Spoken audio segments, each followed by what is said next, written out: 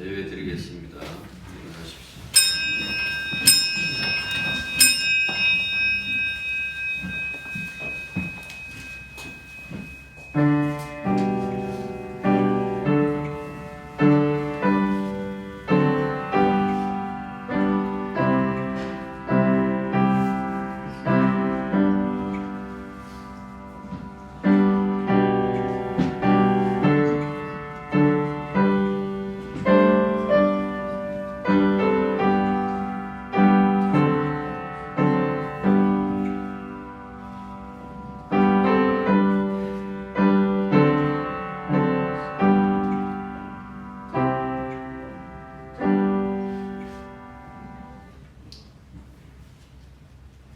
세계가 한 몸처럼 오붓이 않습니다.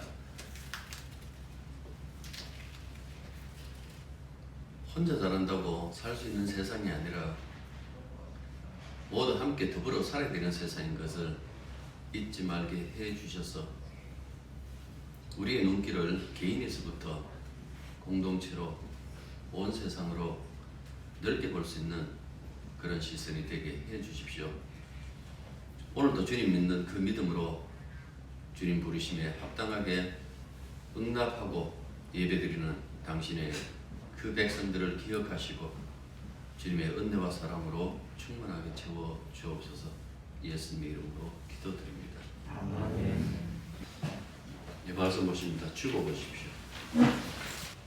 이름으로 내가 하늘과 땅에 있는 각 족속에게 이름을 주신 아버지 앞에 무릎을 꿇고 경원이 그의 영광의 풍성을 따라 그의 성령으로 말미암아 너희 속사람을 능력으로 강건하게 하시오며 믿음으로 말미암아 그리스도께서 너희 안에 계시게 하시옵시고 너희가 사랑 가운데서 비교가 맡고 더가 굳어졌어. 능히 모든 성도와 함께 지식에 넘치는 그리스도의 사랑을 알고 그 넓이와 길이와 높이와 깊이가 어떠함을 알아라. 하나님의 모든 충만하신 것으로 너희에게 충만하게 하시기를 구하노라. 우리 가운데서 역사하시는 능력대로 우리가 구하거나 생각하는 모든 것에 더 넘치도록 능히 하실 이에게 교회 안에서와 그리스도 안에서 영광이 그대로 영원 무궁하기를 원하노라.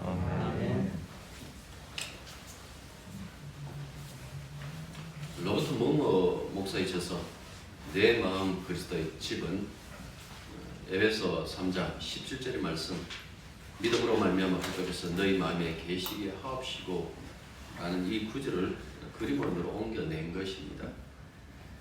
그는 거처로서의 마음, 즉 예수 그리스도가 그리스도인들의 마음속에 거처를 정하시고 또한 계시록 3장 20절에 있는 말씀이죠. 함께 먹고 마신다라는 것이 구체적으로 어떤 것인가를 자비의 체험을 통해서 설명합니다. 이를 위해서 마음속을 집에 비유하여 서재, 주방, 작업실, 오락실, 침실, 벽장 등으로 이렇게 나눕니다.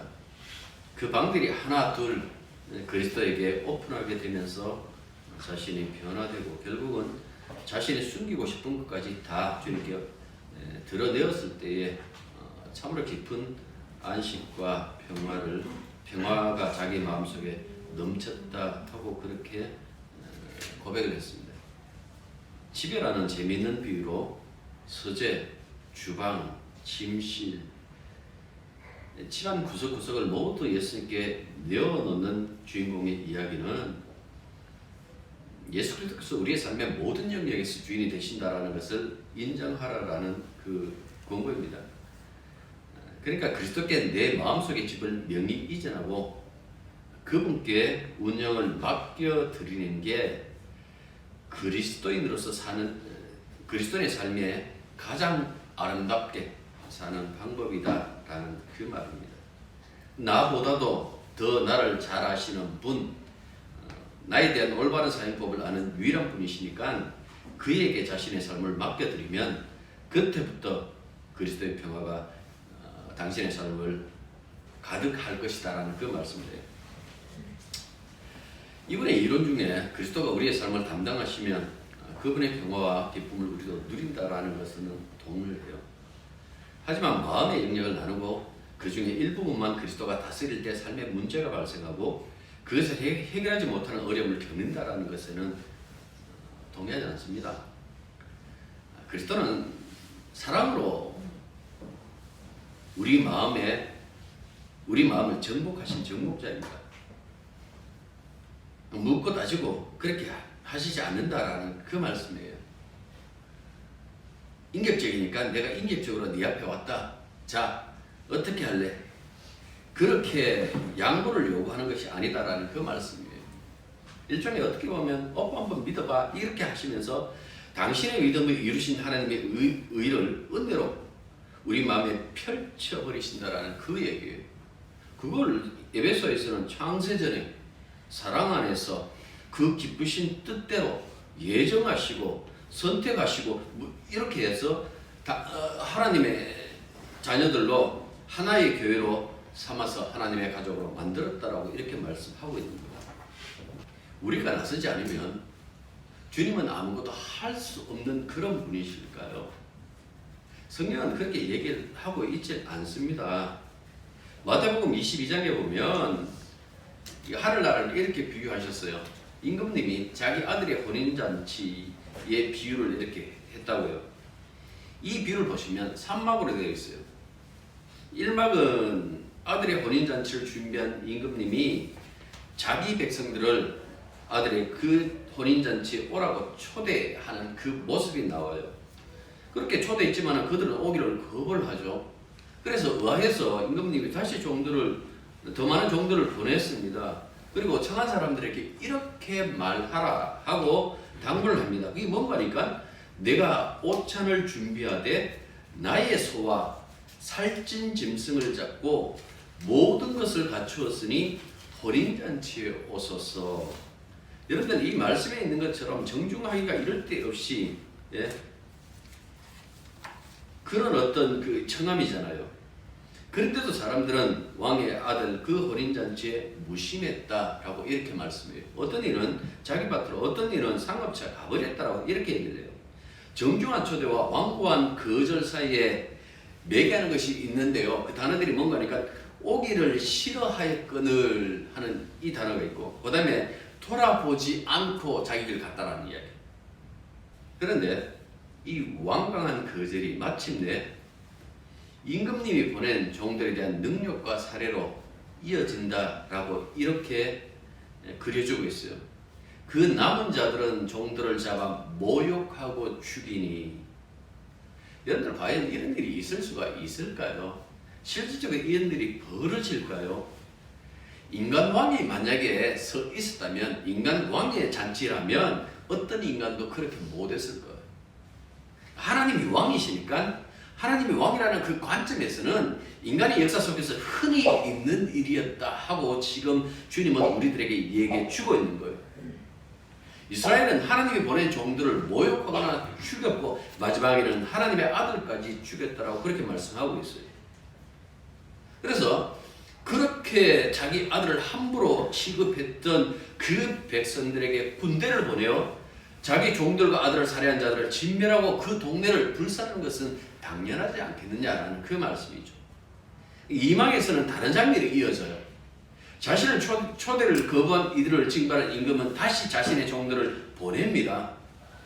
보내서 이렇게 얘기를 합니다. 누구나 가릴 것 없이 가리지 마라. 너희들이 판단하지 마라. 무조건 데려와서 이 잔치 자리에 앉히라 라고 이렇게 말합니다. 주인이 그렇게 말하면서 그 사람들을 데려오는데 이 사람들은 전혀 잔치에 참여할 생각을 하지 않았던 자들이었습니다. 자격이 없다고 생각했든지 아니면 나는 이 나라의 백성이 아니기 때문에 전혀 상관없다고 생각했든지 간에 이들은 임금님의 아들의 그 혼인잔치 주빈으로 참여한다라는 것은 어떻게 보면 굉장히 예상밖이고 충격적이다라는 그 말씀입니다. 왜 이 이야기를 하는가 하니까 예수님의 비유를 듣고 있는 유대인들은 항상 자신들은 자격이 있다라고 그렇게 얘기를 했어요. 구원은 누구나 받는 것 아니다. 구원받을 때 자격을 가지고 있다. 따로 존재한다라고 그렇게 믿었다라는 그 말씀이에요. 그 자격이 뭡니까? 우선 하나님의 선민으로 부름을 받아야 된다. 그리고 뿐만 아니라 거기에 덧붙여진 율법들의 요구에 순응하는 그 삶을 살아야 된다. 그래서 이를 근거로 그들은 항상 뭐라고 생각했습니까? 구원은 우리들만 가질 수 있는 기득권이다 하고 생각하면서 살았다라는 그 말씀입니다. 그런데 예수님 오셔서 이거 다 깨져. 율법에서 하지 말라는 그것을 다 해요. 안식일 일하지 말라. 왜 안식일에 일 안 하는데? 사람의 목숨 살릴 일부터 당연히 해야지. 안식은 진짜 사람들에게 안식 주고 평안 주는 거지. 그 날 지키라고 있는 것 아니지 않느냐? 예수님은 어떻게 보면 진짜 그들이 옳다고 여기고 그들이 이것은 자격이라고 여기는 그 모든 것들을 깨뜨려 버린다라는 그 말씀이에요. 그래서 성경은 그렇게 얘기를 합니다. 어떤 인간도 자격이 없다. 구원에 어떤 인간도 자격이 없다라는 그 얘기를 해요. 이걸 여러분들 머릿속에서 지워버린다면 사람들을 계급적으로 사람들을 평가하면서 이 사람은 구원받고 이 사람은 구원받을 수 없다고 생각하기 시작하는 거예요. 그런 자들을 성경에서는 이렇게 얘기를 해요. 유대인들, 행위주의자들, 하나님의 은혜를 믿지 않는 자들, 그렇게 얘기를 한다는 그 말씀이에요. 끊임없이 이 성경 66권, 이 성경 66권이 하는 이야기가 뭡니까? 구원은 인간의 행위를 따라 오는 것이 아니다라고 얘기를 하고 있죠. 구원은 오직 예수를 따라서 왔다라고 그렇게 얘기를 해요. 비유는 이 점을 확실하게 설명하기 위해서 제3막을 잔치집에서 벌어진 그 에피소드를 꺼냅니다. 사람들이 무작위로 초대돼서 혼인잔치 자리에 앉아있다 보니까 그들이 무엇을 갖추고 왔을까? 아무것도 갖춘 것 없죠. 그런데 어떻게 이 자리에 앉아있을까라는 것은 왕이 등장하고 왕의 질문 속에서 나타난다라는 그 말씀입니다.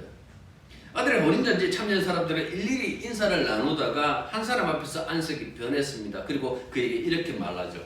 친구여, 어찌하여 예복을 입지 않고 여기에 들어왔느냐. 예복은 혼인잔치를 혼인잔치답게 만들 수 있는 임금님의 히든 카드였어요. 이 예복이 있었기 때문에 누구나 아무나 판단하지 않고 데리고 가도 임금님은 자신 있을 거 그 어떤 경우에도 이 혼인잔치를 혼인잔치답게 만들 수 있다고 생각하셨다라는 그 말씀입니다. 사실 생각해 보십시오. 길 가다가 관문에서 그냥 들어왔는데 이 사람은 머릿속에 임금님의 아들의 혼인잔치라는 이 생각조차 없던 사람들이었다라는 그 말씀이죠. 그런데 이런 사람들을 데리고 와서 혼인잔치에 앉아 놓을 수 있었던 것은 임금님이 얘기했잖아요. 모든 것을 준비했다라고.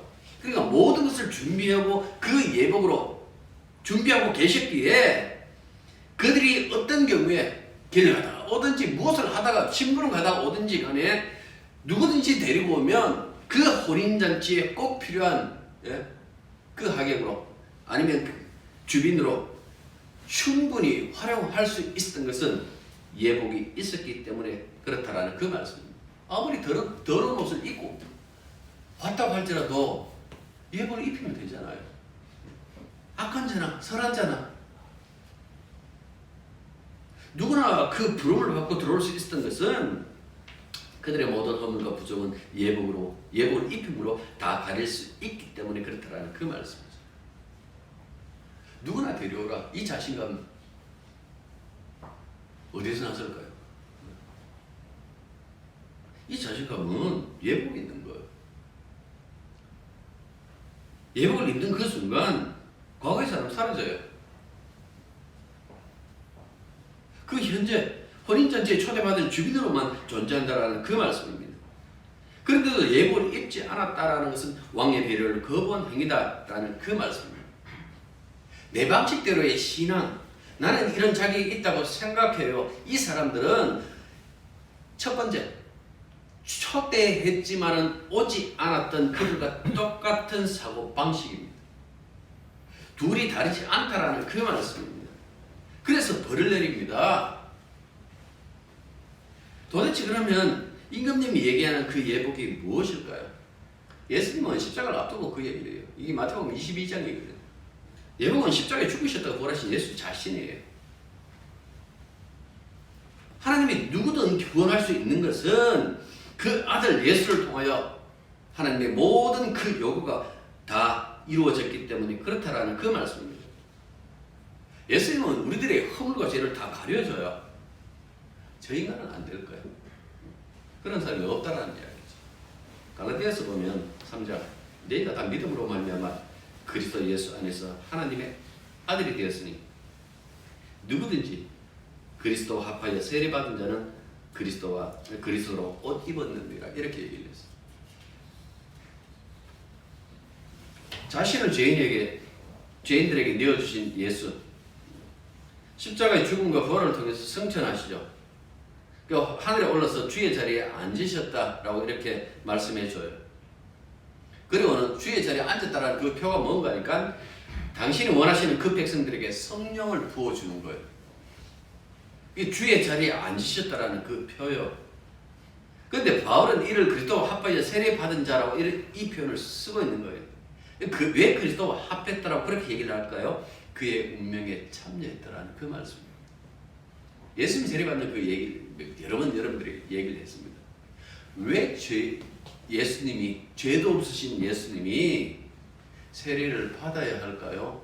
누구에게 세례받습니까? 세례요한에게. 세례요한의 세례는 성경에서 분명히 얘기하고 있어요. 죄사함의 세례라고 얘기를 했어요. 죄 없으신 분이 왜 죄사함의 세례를 받을까요? 한 가지죠. 그 죄를 담당하시기 위하여 그 죄의 굴레를 당신이 쓰기 위하여 죄인으로부터 세례를 받으셨다라는 그 말씀이죠. 그러면 성령의 세례, 예수님 세례를 예수님 주시는 세례를 이렇게 생각하면 거꾸로 하면 되겠죠. 죄인들이 우리들에게 당신이 이루신 그 하나님의 의를 입히는 당신의 세계에 우리를 초대하는 당신이 죄인의 세계에 뛰어드셨다가 모든 것을 해결하신 것처럼 죄인들을 다시 당신의 세계로 인도하는 그것을 가지고 예수님의 세례, 성령 세례라고 그렇게 이야기를 한다는 그 말씀입니다. 이걸 갖고 예복 이렇게 얘기를 했어요. 예복 속에 담겨져 있는 것처럼 하나님께서 모든 것을 준비하셨다. 누구든지 예수 믿으면 구원받는다. 누구든지 그의 이름을 부르면 구원받는다라고 그렇게 얘기를 하고 있지만은 제가 잠깐 동안 몸담았던 CCC 같은 그 선교단체에서는 사람들이 종종 이렇게 묻죠. 당신의 마음에 그리스도를 영접했는가? 인격적으로 영접했는가? 그 얘기를 성경이 하던가요?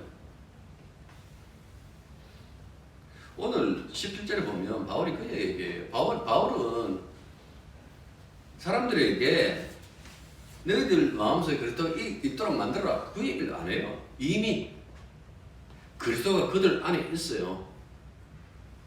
언제 성경에 사람의 뜻을 묻던가요? 누가 바울 보고 야 니는 사도가 되어야 돼. 니 목사가 되어야 돼. 하고 그렇게 얘기를 했던가요? 우리가 본 에베소에서 계속해서 그 얘기를 하죠. 하나님 당신의 뜻대로 결정하신 일을 하신다라고 그렇게 얘기를 해요. 그렇게 이루셔서 구원을 이루셨다라고 그렇게 말씀하신다고요. 인간에게 양보를 구하고 선택을 요구하는 것은 성경적인 표현 안 해요. 가장 오해하기 쉬운 것이다라는 그 말씀이에요. 바울이 지금 성도가 된 자들을 위해서 이 기도를 하고 있는 거예요. 앞서서 그 얘기를 했잖아요. 너희는 전에는 멀리 있었으나 지금은 그리스도의 보혈로 가까워진 사람들이다. 너희들은 이미 하나님의 자녀이다. 머리이신 그리스도와 연합되었다. 그리스도의 지체이다. 너희 안에 주님이 계신다라는 그 말씀을 하고 있다라는 그 얘기잖아요. 예수님이 머리다라고 했을 때의 그 의미를 가만히 한번 생각해 보십시오. 머리가 모든 생각 그리고 모든 행동을 관습해요. 몸의 행동은 머리의 지시에 따른다라는 그 말씀이죠. 몸이 무슨 자격으로 머리의 명령에 시시비비를 가를 수 있을까요? 없어요. 반복해서 너희는 자랑할 것이 없다고 하신 것은 몸이란 게 머리에 붙어 머리가 이루신 구원을 사랑과 은혜로 공급받아 존재한다라는 그 사실을 얘기해 주시는 거예요. 몸이 스스로 결정하고 머리를 결정해서 구원에 이르는 것이 아니에요. 쉽게 말해서 이거예요. 나 오늘부터 교회 나갈래. 이렇게 이루어지는 구원은 없다라는 그 말씀이에요. 혹 믿음의 사람 중에서 그렇게 말했다 그러면 그렇게 말하도록 안에서 이미 들어가 계신 분이 활동하신 거예요. 고린도 후서 13장 5절에 보면 이런 말씀이 있어요. 너희는 믿음 안에 있는가? 너희 자신을 시험하고 너희 자신을 확정하라. 예수 그리스도께서 너희 안에 계신 줄을 너희가 스스로 알지 못하느냐? 그렇지 않으면 너희는 버림받은 자니라. 이렇게 말씀합니다. 여기 보면 믿음 안에 있다라는 이 말을 달리하면 예수 그리스도께서 너희 안에 계신다라는 그 말이죠. 왜 이렇게 얘기를 하는 거니까 결국 그리스도의 믿음은 자기 안에 계시는 그리스도의 믿음이 활동한 결과의 반영이다. 이거는 꾸준하게 제가 여러분들에게 말씀드린 것 아닙니까? 예수 그리스도가 그리스도의 삶의 주인이 되시잖아요. 어떤 때는 반항하는 것처럼 보이지만은 조금만 여러분들 넓게 이렇게 보시면 결국은 주님 뜻대로 다 되게 돼 있어요. 이제는 내가 사는 것이 아니요 오직 내 안에 그리스도께서 사신 것이다. 갈라디아서 2장 20절. 너무나도 유명한 이 말씀. 내 안에 그리스도가 사신다. 그가 이제 사시는 분이고 그가 이제 주인이다. 근데 그걸 깨닫지 못한다. 그 사람 그리스도는 아니에요. 교회는 다닐 수 있어요. 그 성도는 내 뜻대로 할 수 있는 문제가 아니다라는 그 말씀입니다. 그리스도가 내 마음 안에 계시지 않으면 불신자지 믿음의 사람 아니에요. 그런데 생각해 보십시오. 그리스도가 내 주에 계시면 그 자신을 나타내실까요? 안 나타내실까요? 나타내시겠죠. 생명인데. 사람들이 뭐 인격적으로 우리가 인격적으로 하나님에게 인격적으로 그 무슨 뜻인지 알아요. 하나님인데 그럼 신격적으로 하지. 그렇게 말할 필요는 없어요. 왜 그렇게 말하는지 이유는 알겠는데 우리가 그렇게 인정한다고 하나님께서 인격적인 거예요. 하나님 살아계신다. 우리가 인정해야 그분 살아계시는 거예요. 인간은 있게 돼서 있게 된 존재들이지만은 하나님은 스스로 계신 분, 이미 있으신 분이다라는 그 말씀이에요. 그렇게 생각해 본다면 여러분들 예수님이 우리 안에 계시면 당연히 예수님 나타나시겠죠. 요한복음 14장 21절. 나를 사랑하는 자는 내 아버지께 사랑을 받을 것이요 나도 그를 사랑하여 그에게 나를 나타내리라. 그에게 나를 나타내리라. 예수님이 우리 안에서 당신을 나타내신다라니까요. 그냥 욕심대로 하다가도 결국은 주님의 마음이 자꾸 떠오르는 것은 당신을 나타내시기 때문에 그렇다라는 그 말씀입니다. 이게 단순히 비유적인 표현이 아니죠. 그게 그리스도인에게는 사실이며 실제적이다라는 그 말씀입니다. 그럼 도대체 요한계시록 3장 1절은 무슨 말씀일까요? 볼지어다 내가 문 밖에 서서 두드리노니 누구든지 내 음성을 듣고 문을 열면 내가 그로 들어가 그와 더불어 먹고 그는 나와 더불어 먹으리라. 가장 많이 성경 중에서 구절 중에서 이 구절이 많은 오해 그리고 오용되고 남용되는 그 말씀이기도 하죠. 대부분 전도할 때 이걸 얘기합니다. 이 이야기 읽어주고 이 시간 당신이 영접한다라고 이렇게 고백하고 하면 그리고 영접 기도 내가 불러줄게 따라해라. 그러면 주님이 당신 마음에 들어가서 이제 당신 구원된다. 대부분 그렇게 생각하죠. 죄인이니까 닫힌 문이라고요. 들어갈 수 있도록 해달라고 문을 두드린다고요. 그런데 여러분들 이 말씀이 불신자들에게 하는 말씀이 아니잖아요. 계시록 2장부터 3장은 교회들에게 일곱 그 교회를 향해서 주님이 하시는 그 말씀이에요. 교회가 뭡니까? 이미 그리스도를 믿으며 그리스도와 연합되어서 주 안에서 가는 공동체를 가지고 교회라고 그래요. 그 사람들에게 얘기를 했어요. 왜 라오디게아 교회를 꼭 집에서 말씀했을까요? 거기 보면 이런 말씀이 있어요. 너희가 차지도 뜨겁지도 않다. 미지근하다라는 그 말씀도 있어요. 도대체 이게 무슨 말씀일까요? 라오디게아가 상당히 그 부유한 지역이었습니다. 그리고 풍족하고 아쉬운 것이 하나도 없이 이렇게 살아오다가 예수를 알게 된 거예요. 그리고 예수를 믿고 난 다음에 믿음으로 말미암아 겪는 그 순환에 흔들릴 수밖에 없겠죠. 그래서 내가 예수 믿는다고 해야 될까? 내가 사람들 앞에 내가 그리스도인이라는 이야기를 해야 될까? 이 사람들은 그 영적으로 눈이 멀었다라는 그 얘기를 하는데 눈이 멀어 있어가지고 안약 이야기를 해요. 그 얘기를 하는데 그러니까 신앙의 눈이 어두워져 있으면 보이지 않지만은 실체하는 진짜인 그 주님은 안 보이고 세상에 내 손으로 만질 수 있는 것밖에 안 보이겠죠. 예, 그것만 보이겠죠.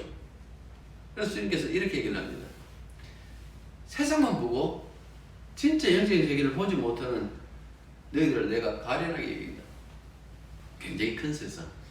여러분, 하나님께서는 이 세상과 세상에 있는 것들을 어떻게 생각하실까? 이사야 40장 보면 재미난 말씀이 있어요. 이렇게 말해요. 보라, 그 얘기는 열방이 통에 한 방울 물과 같고 세상의 모든 나라가 다 통에 있는 한 방울 물 같다. 이렇게 얘기를 했어요. 저울의 작은 티끌 같으면 티끌이 저울에 얹으면 발을 안 움직여요. 저울에 먼지가 그냥 하나의 먼지, 한 톨의 먼지가 고 앉아 있다고 여러분들 절 눈이 움직입니까? 그 얘기. 그 다음에 또 이렇게 얘기를 해요. 섬들은 떠오르는 먼지 같으니 그 큰 섬들이 떠오르는 먼지 같아요. 레바논은 뗄감에도 부족하여. 레바논은 이스라엘과 달리 거기는 숲이 있는 푸른 어떤 그 지역이지만은 뗄감에도 부족하겠고 그 짐승들은 거기에 있는 짐승들은 번제에도 부족할 것이다. 그러니까 하나님을 만족할 수 있는 건 세상에 없다라는 그 얘기죠. 그래서 이렇게 얘기를 합니다. 그의 앞에는 모든 열방이 아무것도 아니라 그들은 없는 것 같이 빈 것 같이 여기시느니라 이렇게 얘기를 했어요. 없는 것 같이 빈 것 같이 여기신다라는 이 말씀이 두렵지 않습니까? 나 존재해 있는데요. 나 살아 있는데요. 넌 죽었다. 살아있다는 이름을 가져서는 넌 죽은 자다. 나 이만큼 가지고 있는데요. 그 빈 것이다. 너는 허상에 있다. 빈 것에 불과하다라고 그렇게 말씀하신다라는 그 얘기죠. 그러니까 자 보십시오. 계시록 3장 20절은 그리스도를 마음으로 영접하라는 그 요구 아니에요. 그럼 도대체 계시록 3장 20절은 무엇일까요? 그거는요. 주님 곧 오신다라는 거예요. 예수님이 문 앞에 서 있는 것처럼 그 종말이 가깝다.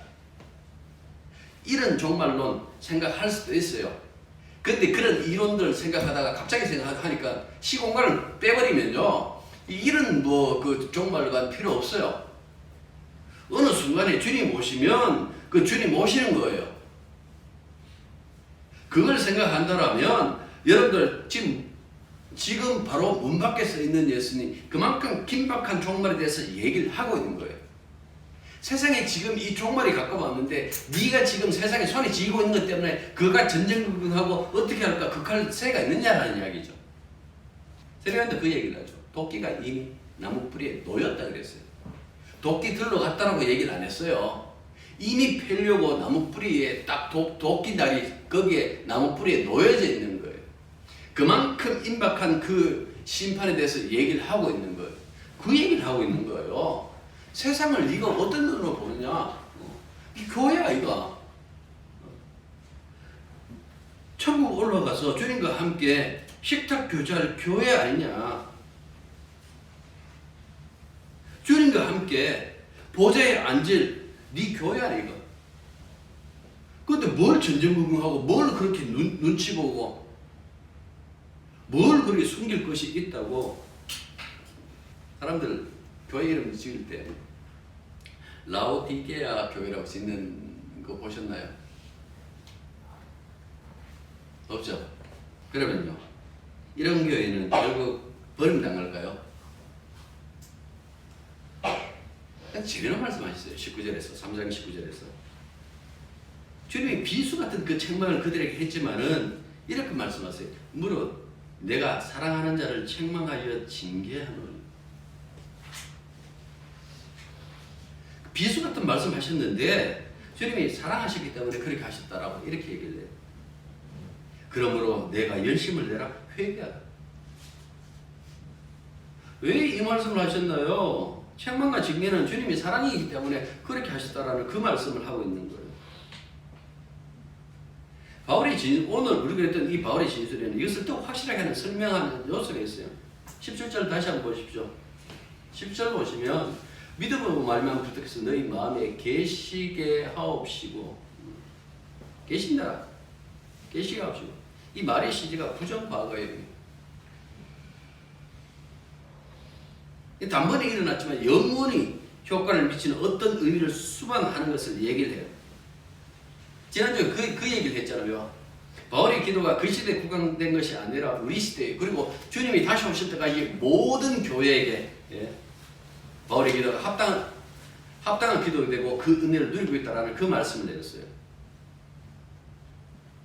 우리가 지금 예수님을 알고 십자가 이야기를 하고 그 은혜에 대해서 얘기하는 것은 여전히 주님이 우리 마음에 계시기 때문에 가능하다라는 그 말씀입니다. 삶의 흔적들이 비록 내가 원하는 어떤 그 길을 가지 못한다 할지라도 여러분들 믿음의 사람들은 하나님께서 포기 안 하십니다. 코로나 걸려갖고 죽을 수도 있어요. 코로나 걸렸다고 그 사람 보고 당신 믿음 없다. 나는 그런 소리 못한다고 생각해요. 누가 감히 그렇게 자기 믿음을 가지고 내 믿음은 당신보다 낫기 때문에 나는 이 코로나 시대에 멀쩡하다고 얘기할 수 있을까요? 없어요. 세상에 일어나는 모든 일 우리들에게도 일어나요. 그러나 다른 게 하나 있죠. 보이지 않지만 주님이 우리 마음에 계신다라는 이 사실이에요. 우리의 운명은 이것 때문에 달라지는 것이지 내 행동 때문에 달라지는 것이 아니다라는 그 말씀이에요. 히브리서 11장 13절에 보면 믿음의 사람들이 자기 시대에 약속을 받지 못했어요. 그리고 이렇게 얘기를 합니다. 그것을 멀리 보고 환영하며 살았다. 멀리 보고 환영했다? 이거는 히브리서 저자의 어떤 그 판단이에요. 그 사람들은 어떻게 보면 이 말이 맞겠죠. 장래의 기업을 약속받았으나 갈 바를 알지 못했다. 아브라함이.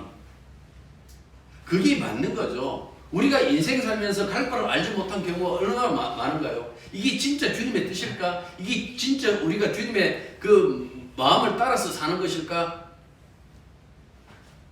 내가 이렇게 살아도 되느냐? 굉장히 많았죠. 그런데 결국은 뭡니까? 그 아브라함이 가지고 있는 그 믿음 때문에 그가 결국 구원을 이룬 것이 아니다라고 얘기를 해요. 성경은. 노아가 하나님의 심판 경고를 받았다고. 여러분들 방주를 열심히 만들어가지고 그 방주 때문에 구원받았다고요? 아니에요. 창세기 6장 8절에 그 말씀이 있거든요. 뭐라고 얘기를 하고 있는 거니까 노아는 하나님의 은혜를 입었더라.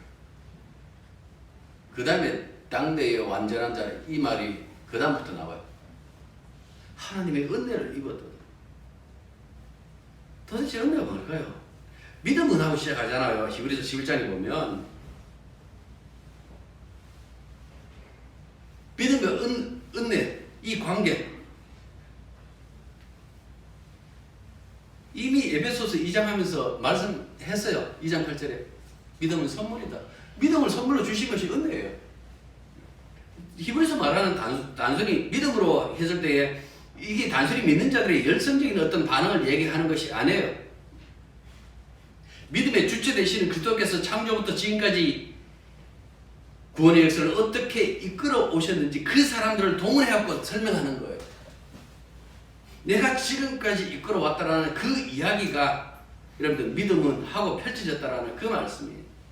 11장의 목적은 소위 믿음의 영웅들을 그려내는 것이 아니에요. 이 사람들의 믿음을 우리가 본받자 그 얘기도 아니에요. 이 다양한 삶이 있었지만 결국 한 가지 목표에 도달했다. 그게 뭔 거라고 하니까 12장에서 그 얘기를 해요. 믿음의 주요 온전히 하시는 예수 그리스도. 그들이 지향했던 믿음은 오직 하나였습니다. 변함없이. 그 하나가 뭔가 하니까 바로 예수 그리스도의 십자가 사건. 믿음의 주에 또 온전히 하시는 이 예수를 바라보자. 그는 그 앞에 있는 기쁨을 위하여 십자가를 참사 부끄러움을 개의치 아니하시더니 하나님의 보좌 우편에 앉으셨느니라. 여기 순환과 그다음에 주의 자리에 앉으심까지 중간에 뭐 부활 그 얘기를 안 하고 그냥 이렇게 다 설명해 버려요. 예수가 주의 자리에 있다. 십자가에 붙들린 바 되면 누구나 구원받을 수 있다라는 그 사실을 얘기를 해주고 있는 거예요. 이 사실, 이 사실을 우리들에게 설명하고 있다는 그 말씀이죠. 세상에 어지럽죠. 똑같은 인간들끼리 치열하게 싸우고 있는 그 모습도 싫고, 사라지지 않는 이 코로나, 이것도 싫고 하겠지만은, 사랑하는 여러분들, 그래도 우리 마음속에 있다는 것은 우리 안에 그의 세계가 있다는 그 말이에요. 그만큼 예수 믿는 자들과 함께 하시는 그 주님의 그 사랑이 얼마나 큰가라는 그 사실을 지금 바울이 이 기도를 통해서 알려주는 거예요. 교회 안에 하나님의 충만하심이 충분하다. 너희들은 그런 사람이다. 뭘 두려워하는데? 그런 분이 이 안에 계시는데 그와 함께 더불어 사는 것이 얼마나 행복한 일인데 그 얘기를 우리들에게 던져주겠다라는 그 말씀입니다. 기도하겠습니다. 우리 안에 계신 주님이 부족한 분이 아니시고 세상을 창조하시고 구원하시는 그 당사자라는 그 사실을 알 때마다 우리에게 펼쳐놓고 벌리시는